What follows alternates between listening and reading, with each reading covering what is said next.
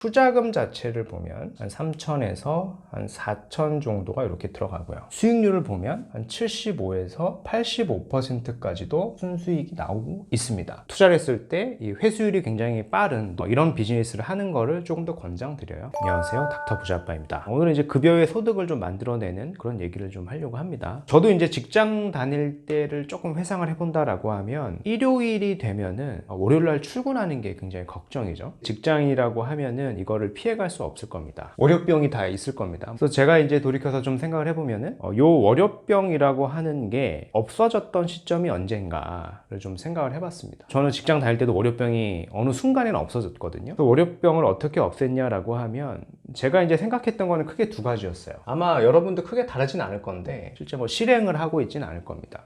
첫 번째는 뭐냐면 가장 심플한 건 그만둔다죠. 그만두면 월요병은 없어지죠. 직장을 갈 필요가 없으니까. 두 번째는 뭐냐면 이 급여 외에 어떤 소득을 만든다 였어요. 그죠? 그럼 저도 이제 이거를 당장 하지는 못했었고 제가 선택을 했던 거는 요거였습니다. 요게 되면 그만둘 수 있으니까 급여 외 소득이 한 월급 정도가 나오는 순간이 되면은 요 월요병이라고 하는 게 깨끗하게 사라지더라고요. 그래서 직장을 가는 게 그렇게 큰 부담이 없이 직장을 이렇게 출퇴근했던 기억이 납니다. 상담을 좀 많이 하지 않습니까? 많이 하고 있으니까 제가 항상 이제 묻는 질문이 있어요. 노후 준비를 어떻게 하고 계시냐? 라고 이제 좀 여쭤보면은 가장 많이 이제 답변을 하는 게 이거 같아요. 국민연금 받겠다. 이게 의외로 굉장히 많고요. 두 번째는 개인연금 그리고 퇴직연금도 있고요. 공무원이라고 하면 기타 연금까지 포함을 해가지고 이런 연금을 받아가지고 노후에 해결하겠다라는 얘기가 많고 마지막 답변이 이거죠. 상가, 오피스텔, 월세를 받겠다. 요게 이제 상담을 제가 하다 보면은 한 99.99%의 사람들이 이렇게 똑같이 답변을 합니다. 여기서 큰 틀에서 벗어나지 않아요. 뭐 이거 외에 뭔가를 준비하고 계신 분들은 이미 성과가 나오시는 분이기 때문에 이런 답변을 하지 않고요. 또 제가 한 가지 더 물어보는 게 있어요. 노후에 생활비가 얼마나 필요할 것 같으세요? 라고 여쭤보면은 가장 많이 하는 답변이 현재 한 근로소득 정도는 벌어야 된다라는 답변이 가장 많아요. 그래서 금액적으로 보면 사람마다 차이는 있는데 내가 은퇴해가지고 직장 다니지 않더라도 한 500만 원 정도는 따박따박 나오는 거를 이제 목표로 합니다. 그래서 제가 이제 드리고 싶은 말씀이 뭐냐면은 요 국민연금이라고 하는 거는 사실 확실한 건 아니죠. 개인연금, 퇴직연금도 금액 자체가 그렇게 크지는 않습니다. 대부분 이 500만 원이라고 하는 돈을 이런 어떤 월세 상품으로 우리가 수익을 얻어야지만 사실은 500만 원을 벌 수가 있는 거고 대부분 또 이렇게 생각을 하세요. 뭐 국민연금, 개인연금 이렇게 적어놨지만은 아 저게 금액이 크지 않다. 이건 또 불확실하다. 이렇게 생각을 하시는 것 같고 그러면 구체적으로 한번 생각을 해보자고요. 우리가 어떤 상가나 오피스텔을 통해 가지고 월세 수익을 내가 월 500만 원씩 받으려고 하면은 현재 기준으로 봤을 때 뭐 수익률의 차이는 있을 수는 있겠습니다만은 그냥 수도권 기준으로 봤을 때 수익률이 그렇게 높지가 않아요. 한 5에서 한 6% 정도의 수익률이다 보니까 자기 현금이 얼마가 들어가야 되냐? 거의 10억이 있어야 됩니다. 근데 뭐 10억이 현금으로 들고 있는 사람이 거의 없죠. 대부분 보면 거주주택이 있고 거주주택 외에 10억을 현금으로 이렇게 들고 있는 사람은 사실은 거의 없어요. 만약에 들고 있는 사람이 있다라고 하면은 노후 준비를 걱정하는 사람은 아닐 겁니다. 그래서 제가 뭐 지난 시간에 이런 얘기를 한번 드렸던 적이 있는 것 같아요. 우리가 비록 뭐 10억의 현금은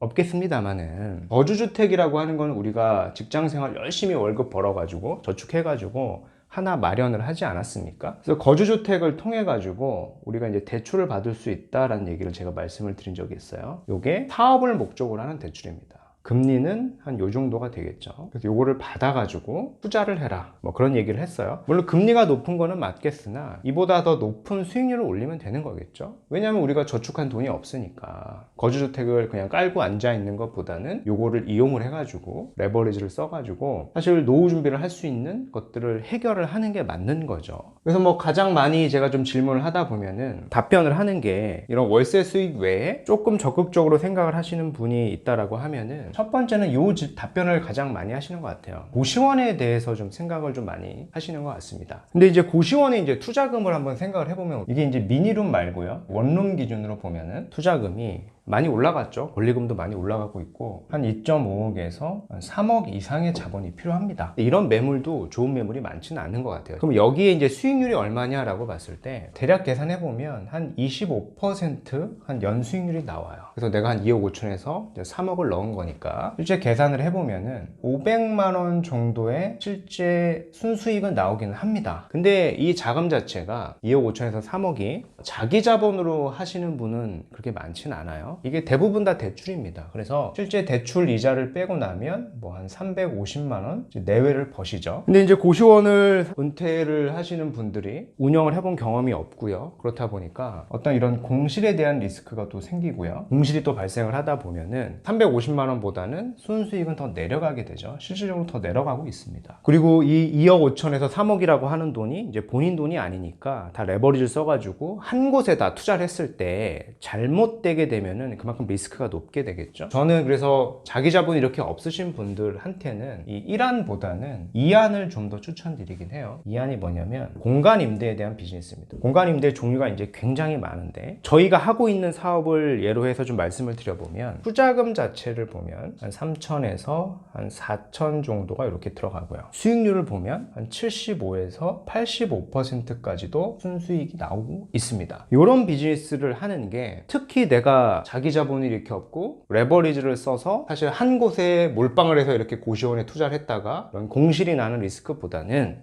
3천에서 4천이라고 하는 거는 소자본이고 투자를 했을 때 이 회수율이 굉장히 빠른 높은 이런 비즈니스를 하는 거를 조금 더 권장드려요. 근데 반면에 내가 현금이 한 2, 3억 정도 있다라고 하면은 이런 비즈니스 하셔도 괜찮습니다. 근데 대부분은 이 정도 현금이 없다 보니까 레버리지를 쓰고 고시원 운영의 경험이 없다 보니까 1번보다는 2번을 제가 좀 더 추천을 드리는 거고, 그래서 뭐 계산을 해본다라고 하면은 이거 한 개를 했을 때 250만 원 정도의 순수익이 나오게 되죠. 그래서 한 개뿐만 아니라 투자금 자체가 적으니까 예를 들어서 한 두세 개 정도까지 한다라고 하면 순수익이 적게는 한 500에서 대출 이자를 빼더라도 700만 원 가까이 벌 수도 있는 비즈니스죠. 그러니까 소자본이고 한 곳에 내가 모든 투자금을 넣는 것보다는 여러 개를 좀 분산하는 것이 사실 노후에 좀 더 안정적이다라고 저는 말씀을 드리는 거고요. 근데 이제 공간 임대의 종류가 굉장히 많아요. 그게 세 가지를 조금 주의를 하셔야 됩니다. 첫 번째가 뭐냐면 진입 장벽이 좀 있는 걸 하셔야 돼요. 예를 들어서 무인 카페라던가 그죠? 뭐 아이스크림이라던가 파티룸들을 많이 생각을 하시는 것 같은데요. 얘는 사실 진입 장벽이 굉장히 낮죠. 특별한 어떤 라이센스가 있어야 되는 게 아니잖아요. 처음에는 내가 매출이 잘 나온다라고 하더라도 주변에 이런 경쟁 업체들이 우후죽순 계속 생기다 보면은 내 매출이 떨어질 수 있습니다. 실적으로 그런 경우가 많고 폐업을 해가지고 권리금도 없이 이렇게 나오는 매물들이 굉장히 많죠. 그래서 공간임대 비즈니스 할 적에 첫 번째는 진입 장벽이 굉장히 높은 걸 해야 돼요. 그래야 안정적으로 가져갈 수가 있고,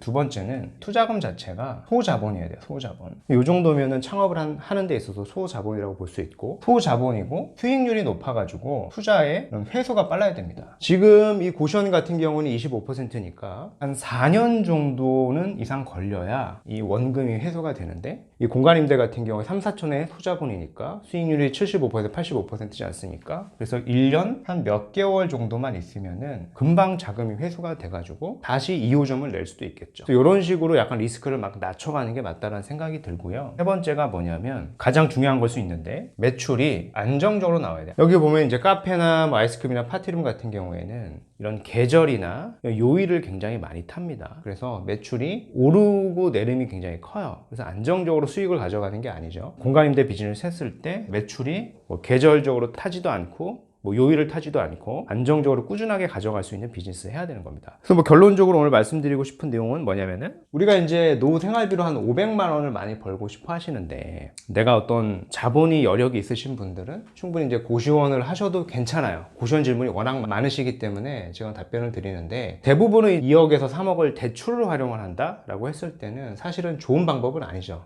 그래서 소자본으로 대출 비중을 많이 줄여야 됩니다. 대출 이자가 지금 높기 때문에, 당분간 높을 거기 때문에 이 이안을 좀 더 자기 자본이 없으신 분들은 좀 추천을 드리겠고요. 근데 공간임대도 아무거나 하는 게 아니라 진입장벽이 좀 있고 투자금이 소자본이고 투자금 회수도 굉장히 빨라야 됩니다. 수익률이 높아야 되기 때문에. 그리고 매출은 상대적으로 좀 안정적으로 나와야지 우리가 궁극적으로 하는 게 급여의 소득을 만들어서 그만두는 거 아니겠습니까? 뭐 자발적이든 뭐 타이든 언젠가는 우리가 직장이라고 하는 건 그만둬야 되니까 이 숙제를 계속 미루시는 것보다 계속 월요병은 계속 찾아올 겁니다. 그래서 조금 적극적으로 이런 솔루션들을 좀 스스로 마련해가지고 해결해 나가 보시는 거를 좀 추천드리겠고요. 제가 말씀드린 이 공간 임대 비즈니스에 대해서 궁금하실 수도 있기 때문에 제가 나중에 또 기회가 되면 현재 뭐 오픈을 준비 중인 지역들이 몇 개가 있거든요. 그래서 영상으로 좀 촬영을 해가지고 업로드를 해 드릴 테니까 참고해 보시면 좋겠습니다.